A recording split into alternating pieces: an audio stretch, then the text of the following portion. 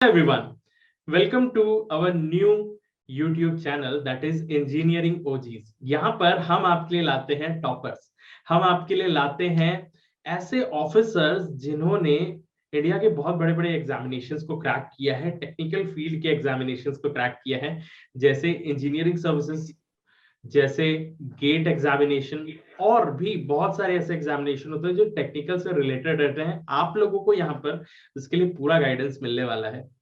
वैसे ही यहाँ पर आज आपके लिए एक इंस्पिरेशन है। इंस्पिरेशन इसलिए कह रहा हूँ, कई लोगों का सपना रहता है पीएसयू में काम करने का। कई लोग पहले से सोच के रखे रहते हैं कि मुझे पीएसयू में जॉब करना है, और कई बार आपका एक बार में नहीं हो पाता है। आप कोशिश करते रहते हैं और फाइनली आपको आपका सपना साकार होते हुए दिखता है। और ऐसे ही आज हमारे साथ एक टॉपर बैठे हुए हैं। Let's welcome Raj sir. Sir, आपका बहुत बहुत स्वागत है हमारे शो में। और सबसे पहले आप अपने बारे में बताइए। Thank you sir. First of all thank you for having me here. मेरा नाम राज कृष्ण सैकिया है। मैं असम से बिलोंग करता हूँ और मैंने गेट 2021 में ऑल इंडिया रैंक 25 सिक्योर किया है। और मेरा जो गेट एग्जामिनेशन था वो पेट्रोलियम इंजीनियरिंग ब्रांच में था। और करेंटली मैं ओएनजीसी में प्लेस्ड हूँ as assistant executive engineer drilling. और मेरी पोस्टिंग मुंबई ऑफशोर में है। ओके। तो सबसे पहले सर, मुझे आपके बारे में जानना है कि आप क्या बोलते हैं कि आपने ये क्यों डिसाइड किया कि मुझे गेट एग्जामिनेशन दिलाना है, या आपने ऐसा क्यों सोचा कि मेरे को पीएसयू में ही जॉब करना है? क्योंकि बहुत सारे ऑप्शंस हैं आपके पास, और एक इंजीनियर तो इंजीनियरिंग में जाने के बाद ये सोचता है कि अब मैं क्या करूं, मैं एक्टर बनूं या सिंगर बनूं। आपके दिमाग में क्यों आया कि मुझे ये जॉब करनी है? सर एक्चुअली जैसे कि मैंने बोला, मैं आसाम से बिलोंग करता हूँ और हमने बचपन से देखा है ओएनजीसी ऑयल। तो हमारे कुछ दोस्तों के पेरेंट्स भी वहाँ काम करते थे, तो बहुत अ, अच्छा लगता था। मतलब लग्जरियस लाइफ जैसा फील होता था। और बड़ी बड़ी मशीनें जाती थी, गाड़ी वाड़ी जाती थी बड़ी बड़ी मशीन लेके, तो थोड़ा ऐसा लगता था कि हाँ कुछ अलग है इसमें। तो फिर मैंने जब पेट्रोलियम इंजीनियरिंग ज्वाइन किया, तब इसी एम से ज्वाइन किया था कि one day I will be going into ONGC. पर जब मैंने ज्वाइन किया था तब बस ये सोच के ज्वाइन कर लिया था, पता नहीं था क्या है पेट्रोलियम इंजीनियरिंग, क्या है क्या नहीं। फिर बाद में जैसे जैसे थोड़ा जानने के लिए मिला पेट्रोलियम इंजीनियरिंग के बारे में। फिर तभी तक गेट आई नहीं थी पेट्रोलियम इंजीनियरिंग के लिए जब मैंने ज्वाइन किया था 2014 में। तो और प्लेसमेंट भी नहीं हो रही थी हमारे कॉलेज से। तो फिर मैंने बस ऐसे ही 2 साल तो ऐसे ही चले गए। फिर उसके बाद अचानक से ओएनजीसी आई हमारे कॉलेज। और हमारे सीनियर, मेरे बहुत एक खास सीनियर है भास्कर जीत बोरा, उनको उन्होंने सिलेक्ट कर लिया, मेरे बगल में ही थे वो। तो फिर तब मेरे को थोड़ा इंस्पिरेशन हुआ कि हाँ मतलब कुछ करना है लाइफ में, अभी कुछ आगे बढ़ना है। तो फिर हमारे बैच में भी जब मैं फाइनल ईयर पहुंचा तब भी ओएनजीसी आई, पर तब मेरा प्लेसमेंट नहीं हुआ क्योंकि पॉइंटर खराब था। और इंटरव्यू तो सही गया था, बट मतलब थोड़ा पॉइंटर का भी होता है, तो इसलिए इस हिसाब से मतलब तो उसमें नहीं हुआ। तो उसके बाद मैंने डिसाइड किया कि अब क्या हुए, बच्चा है ओएनजीसी जाने की। तो फिर मैंने सर गेट के लिए प्रिपेयर करना शुरू किया और प्रिपेयर किया। पहले साल तो क्रैक भी नहीं हुआ, उसके बाद क्रैक हुआ, बहुत अच्छी रैंक नहीं आए। फिर एंड में 2021 में ऑल इंडिया रैंक 25 मैंने सिक्योर किया। बहुत बहुत बहुत कॉन्ग्रेचुलेशन सर। अच्छा, वो दिन बताइए आपका जिस दिन अम, आपका प्लेसमेंट हो गया था। मतलब पहले कौन सा रिजल्ट आया था? गेट का रिजल्ट आया था कि प्लेसमेंट वाला आया था? पहले प्लेसमेंट हो गया था, प्लेसमेंट 2020 में हो गया था अच्छा, तो एमटेक उसके से। बारे में बताइए कि मतलब आपने दिलाया होगा, फिर वो रिजल्ट कब आया, कैसा रिएक्शन था आपका, आपके फैमिली का? हाँ वो एक्चुअली हमारा इंटरव्यू 2020 में ऑनलाइन हुआ था। तो रात को हुआ था, सॉरी मेरा तो दिन को ही था, बट रात तक चला था इंटरव्यू। तो हम लोग रिजल्ट के लिए वेट कर रहे थे और पूरे रात भर तो नींद नहीं आई, क्योंकि ओएनजीसी ऑन कैंपस में अक्सर सेम डे ही रिजल्ट देते थे। तो हमें लगा था कि उसी दिन मिल जाएगा, तो पूरी रात हम सोए नहीं। फिर सुबह उठे तो तभी कुछ नहीं था। तो फिर सोचा कि घर वालों ने भी बोला इतना माइंड को वो मत दो, प्रेशर मत दो, चलो बाहर जाके आते हैं। तो मैं तैयार वैयार होके बाहर जाने वाला था, तब मेरे पास वो नोटिफिकेशन आता है कि हमारे जो टीपीओ सर हैं, ट्रेनिंग एंड प्लेसमेंट ऑफिसर, उन्होंने ही send me a mail saying that I have been selected. तो फिर मैंने पहले तो मुझे विश्वास नहीं हुआ, फिर मैंने देखा पीडीएफ में मेरा नाम सही है कि नहीं है, मेरा डेट ऑफ बर्थ वो सब चेक किया। फिर जब फ़ोन कॉल्स आने लगे, तब मुझे मतलब लगा कि हाँ, मैं सिलेक्ट हो गया। फिर घरवालों को बोला, वो लोग भी बहुत खुश थे। बस सर, अच्छी फीलिंग थी तब, जो थी। बहुत अच्छी थी। और फिर ये गेट वाला कैसा था आपका? गेट का इतना दिन से तैयारी कर रहे थे, 1 साल, 2 साल, कई साल हो जा रहे थे, फिर वो वाला बताइए? हाँ सर, गेट का क्या था कि 2018 में जब गेट देने गए थे, तब तो पता ही नहीं था कि कैसे हुँ, क्वेश्चन्स आने वाले हुँ, हैं। हुँ, और बीटेक में तो सर पढ़ाई करते नहीं हैं, सच हुँ, बताएँ हुँ, तो सब। तो हुँ, फिर बस क्या करते थे, टेस्ट सीरीज़ उठा के देखते थे क्या-क्या क्वेश्चन्स है। कुछ समझ में आता था, कुछ समझ में नहीं आता था। तो जो समझ में नहीं आती थी उसको रट लेते थे और वैसे ही चले गए गेट देने। तो 2018 में तो क्रैक ही नहीं हुआ मैं। मैंने क्वालिफाइंग मार्क्स ही वो अटेम्प्ट नहीं मतलब क्लियर नहीं किया। फिर कोचिंग जॉइन की, तो उसके बाद उसमें भी मैंने पढ़ाई की थी, बट एग्ज़ाम के दिन थोड़ा प्रेशर आ गया, तो एग्ज़ाम खराब हो गया। फिर मैंने सोचा कि क्या कर सकते हैं, तो फिर मैंने कंटिन्यू किया अपनी पढ़ाई। फिर उस समय मेरे पास ऑप्शन था कि या तो छोड़ दूँ ये लाइन और कुछ अलग जगह चला जाऊँ, बैंकिंग करो या फिर कुछ यूपीएससी, एपीएससी ये सब करो।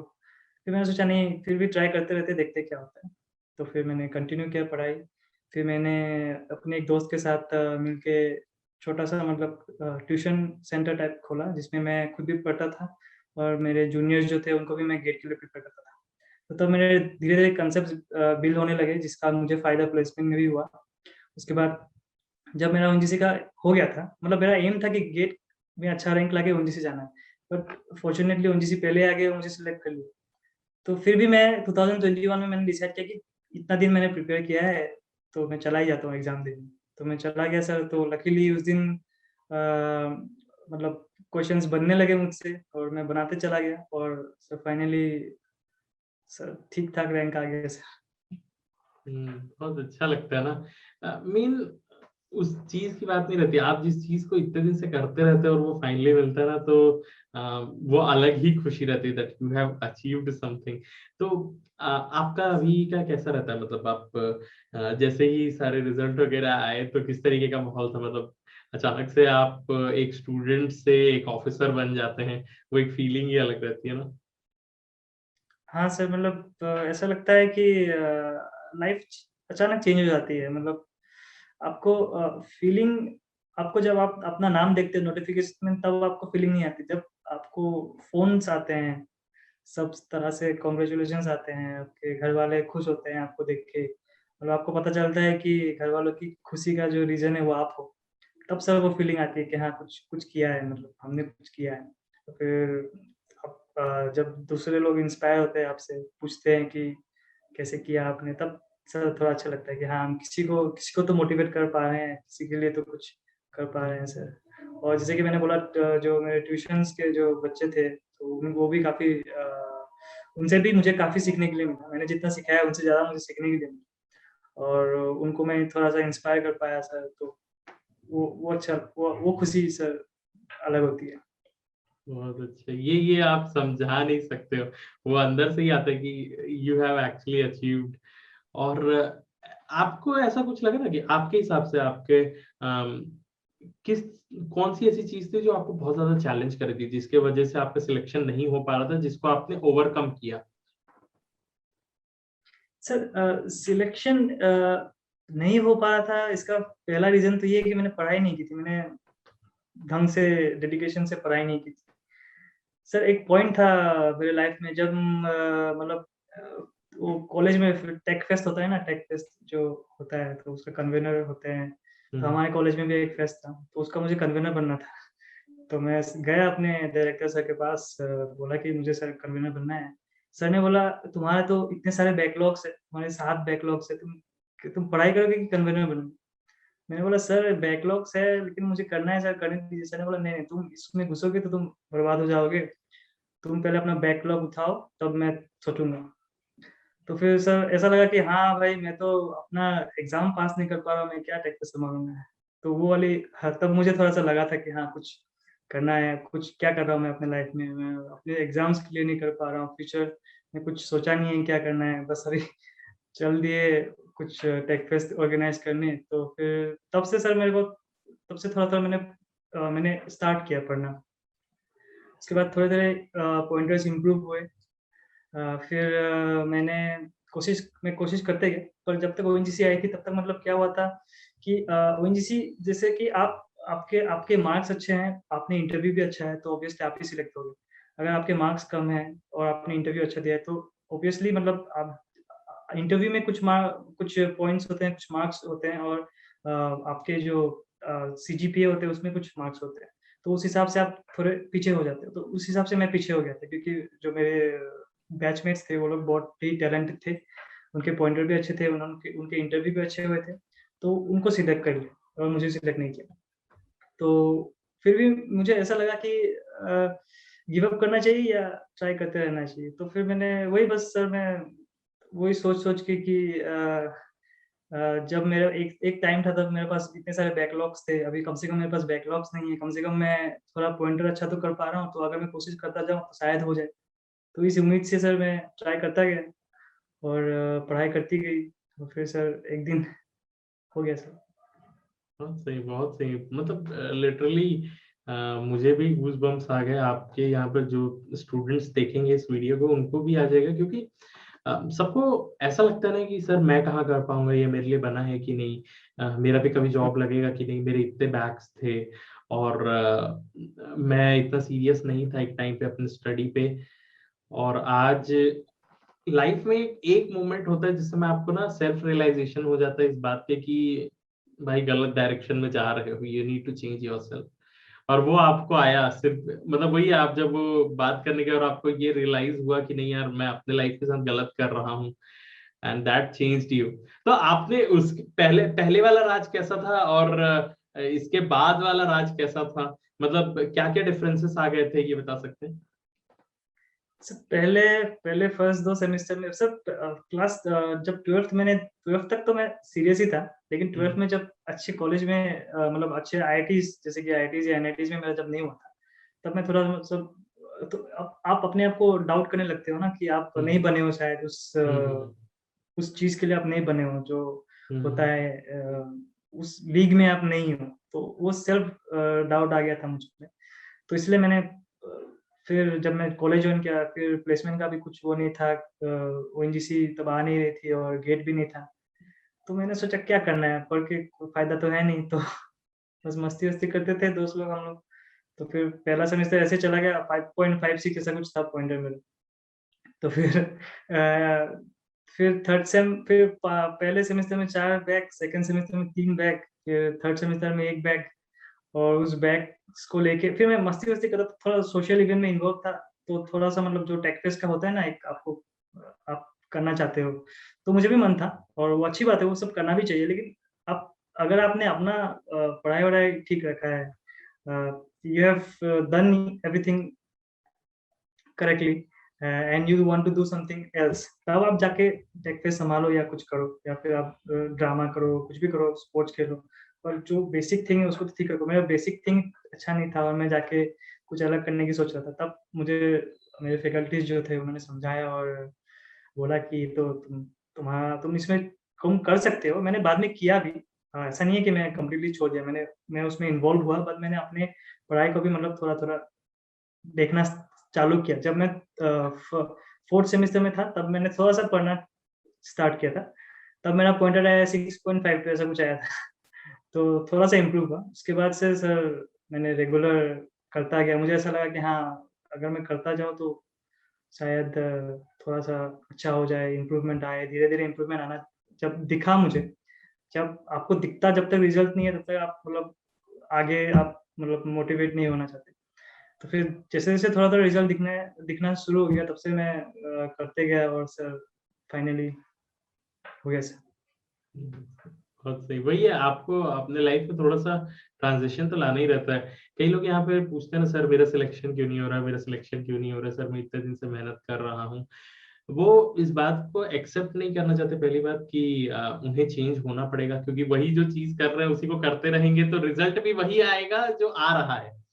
ये बात जी उनको सर। समझना पड़ेगा। और फिर दूसरा है कि जब चेंज हो जाओ तो उसको कंटिन्यूअस रखो, जब तक आपको मिल नहीं जाता है। इसके बीच में कितने सारे लोग आपके ऊपर डाउट करता है। पहली बात तो आप खुद अपने ऊपर डाउट करते हो कि मैं कर पाऊंगा कि नहीं।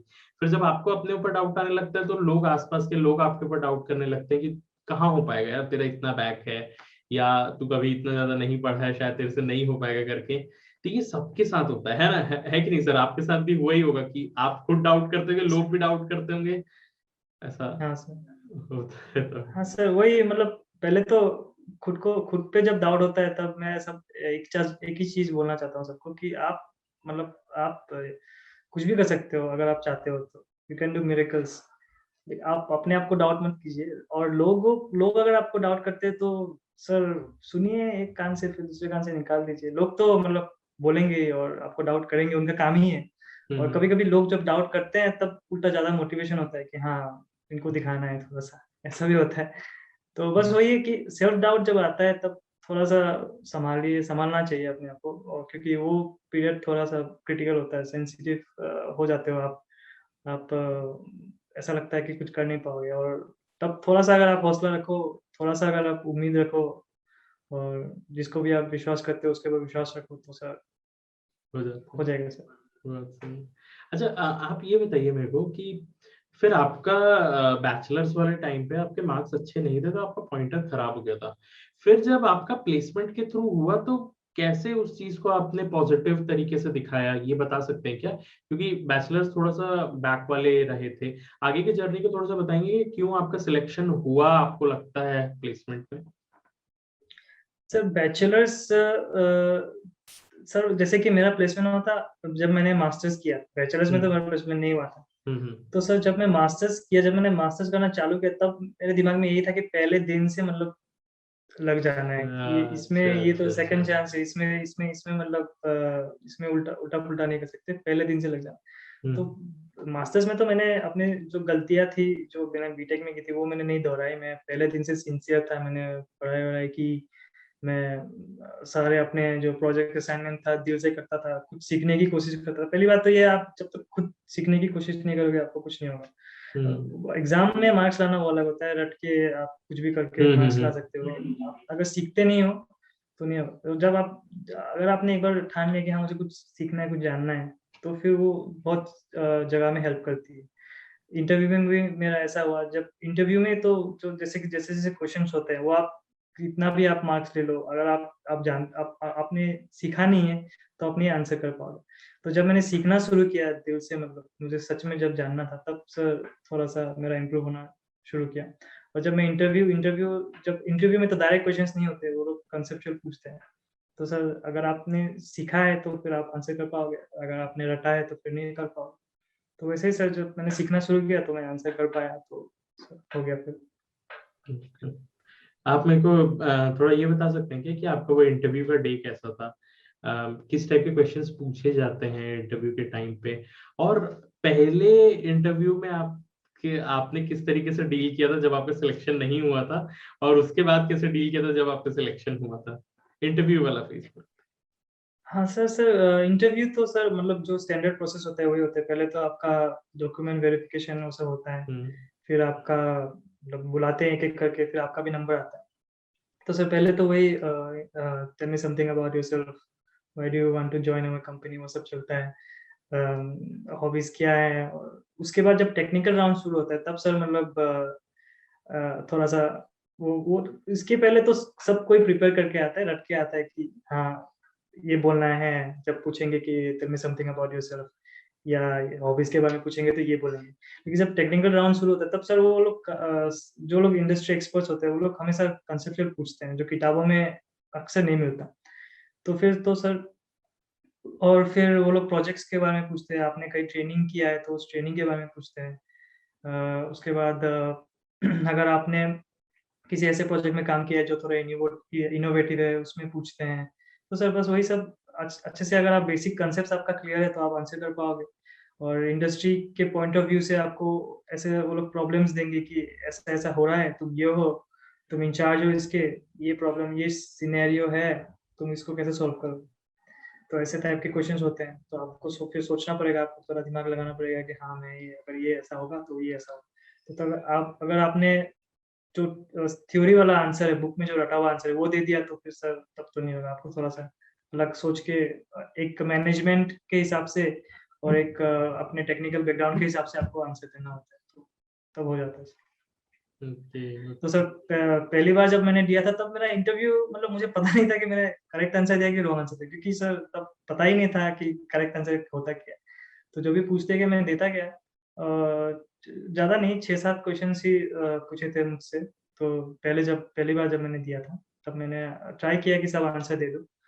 उसके बाद ठीक इतना भी खराब नहीं था इंटरव्यू ठीक ही गया था मेरा। फिर नेक्स्ट जब इंटरव्यू हुआ तब मुझसे क्वेश्चंस पूछे गए और प्रोजेक्ट्स और ट्रेनिंग्स के बारे में और काफ़ी सारे कंसेप्चुअल क्वेश्चंस पूछे गए। तो सर वो मैंने थोड़ा-सा अपना दिमाग लगा के टेक्टफुली हैंडल किया और उसके बाद सर जब इंटरव्यू खत्म हुआ तब मुझे लगा था कि मैंने रियलाइज़ किया कि हाँ, ये थोड़ा ठीक गया है पहले वाले से। सर बस वही।